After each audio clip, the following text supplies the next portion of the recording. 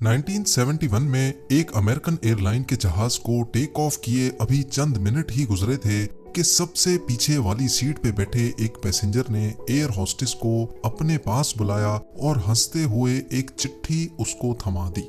उस चिट्ठी में सिर्फ चंद अल्फाज लिखे थे जिसने पूरे अमेरिका में हलचल मचा कर रख दी। वो पैसेंजर कौन था और FBI आज तक उसको जिंदा या मुर्दा क्यों नहीं ढूंढ पाई। ढूंढना तो दूर की बात, अमेरिका की सबसे पावरफुल इंटेलिजेंस एजेंसी पिछले 50 सालों से उस पैसेंजर की जर्रे बराबर भी इंफॉर्मेशन नहीं निकाल पाई। जिंग वाकये की शुरुआत 24 नवंबर 1971 को पोर्टलैंड एयरपोर्ट से हुई थी। एक शख्स जो बज़ाहिर बिजनेसमैन लगता था, उसने पोर्टलैंड से सिएटल का टिकट बुक करवाया और सीधा जहाज की तरफ बढ़ने लगा। तब अमेरिका में डोमेस्टिक फ्लाइट्स पर किसी किस्म की भी कोई सख्ती नहीं हुआ करती थी। ना ही पैसेंजर्स का सामान चेक किया जाता था और ना ही उनकी आइडेंटिटी वेरिफिकेशन की जाती थी। ये नॉर्थ वेस्ट ओरिएंट एयरलाइन का जहाज बोइंग 727 था, जिसको सिर्फ 45 मिनटों में पोर्टलैंड से सिएटल तक पहुंचना था।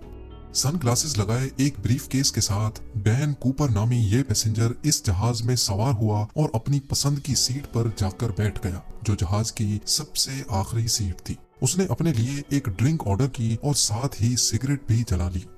यहाँ तक सब कुछ नॉर्मल चल रहा था, क्योंकि फ्लाइट में स्मोकिंग करना भी 70s में अलाउड था। ठीक 2:58 पर फ्लाइट टेक ऑफ हो गई। टेक ऑफ होते ही डैन कूपर पीछे मुड़ा और पास में बैठी एयर होस्टेस को हंसते हुए एक एनवलप थमा दिया।